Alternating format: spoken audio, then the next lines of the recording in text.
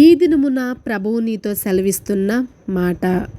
మన ప్రభువును ప్రిరక్షకుడైన యేసుక్రీస్తు వారి అతి శ్రేష్టమైన నామంలో మీ అందరికీ నా యొక్క హృదయపూర్వక వందనములు. నేస్తమా, అందరూ బాగున్నారు కదా? ఈ ఉదయకాల సమయంలో ప్రభువైన యేసుక్రీస్తు వారు నీతో నాతో మాట్లాడాలని ఆశపడుచుండగా ఒక్కసారి వాక్యాన్ని ధ్యానించుకుందాము. సామెతల గ్రంథము 3వ అధ్యాయము 11వ వచనము. సామెతల గ్రంథము 3వ అధ్యాయము 11వ వచనము.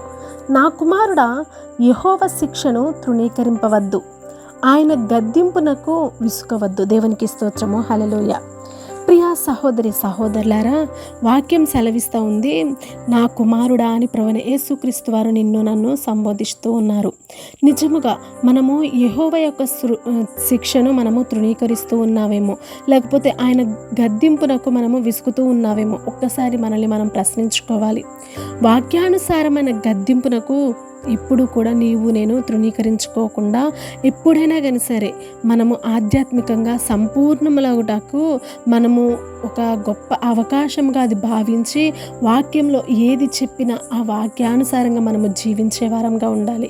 ఎప్పుడైతే వాక్యాన్ని నీ కొరకు నా కొరకు అని భావించి వాక్యం ప్రకారం మన జీవితాన్ని మలుచుకున్నట్లయితే మన జీవితము ఎల్లప్పుడూ కూడా దేవునికి ఇష్టకరంగాను, అంతేకాకుండా అనేకులకు ఆశీర్వాదకరంగాను మార్చబడుతుంది. కాబట్టి నేస్తమా, వాక్యానుసారంగా నా జీవితాలను మార్చుకుందాం, దేవునికి ఇష్టంగా బ్రతుకుదాం.